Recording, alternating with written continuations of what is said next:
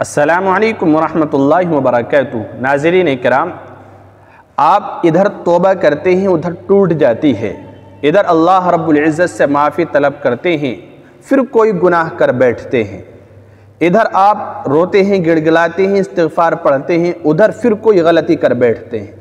آپ کے ساتھ اس طرح کا معاملہ ہو رہا ہے۔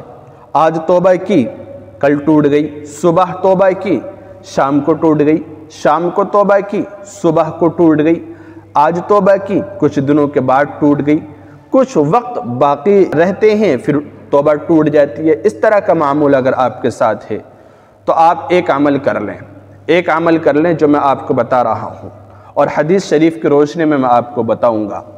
سورہ اخلاص قرآن کریم کی ایک چھوٹی سی سورت ہے، سورہ اخلاص۔ قل هو اللہ احد اللہ الصمد لم یلد ولم یولد ولم یکن لہ کفوا احد۔ اس کو پڑھنا کیسے ہے میں آپ کو بتلاؤں گا۔ پہلے آپ اس کی فضیلت سنیے کہ اس کی فضیلت کیا ہے، اس کی طاقت کیا ہے سورہ اخلاص کی۔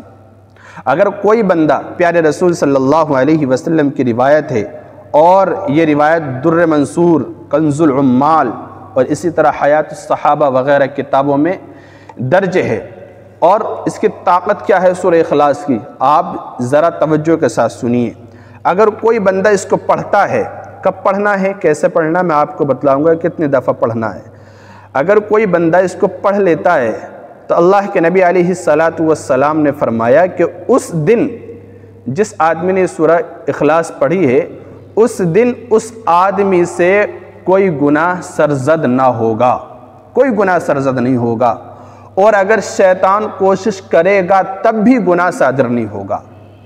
یعنی شیطان اگر کوشش کرے گا کہ یہ بندہ غلط کام کرے، یہ بندہ غلط نظر اٹھائے، غلط ہاتھ چلائے، غلط نگاہ اٹھائے اور غلط خیال لائے، غلط سوچے، اگر گناہ کرنے کی کوشش بھی کرے گا، شیطان اگر لگا رہے گا کہ گناہ کرے تو بھی اس بندے سے گناہ صادر نہ ہوگا۔ یہ پیارے رسول صلی اللہ علیہ وسلم کی روایت ہے۔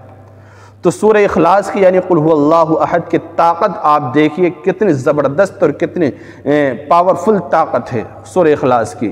قرآن کریم کی یہ چھوٹی سی صورت ہے۔ اچھا، اس کو پڑھنا کس طرح سے ہے؟ پڑھنا ہے آپ کو روایت کے اندر موجود ہے کہ فجر کے بعد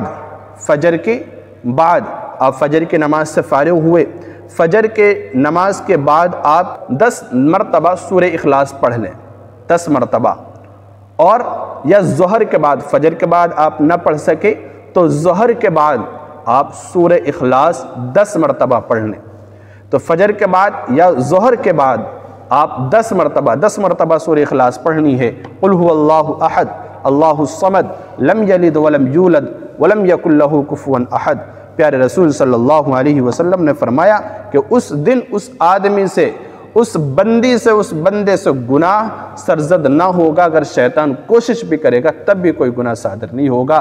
سورہ اخلاص کی کتنی بڑی طاقت ہے، آپ اس کو اپنے معمولات میں شامل کیجئے، انشاءاللہ آپ گناہوں سے بچے رہیں گے، آپ توبہ پر قائم رہیں گے، آپ سے گناہ نہیں ہوگا، سرزد نہیں ہوگا۔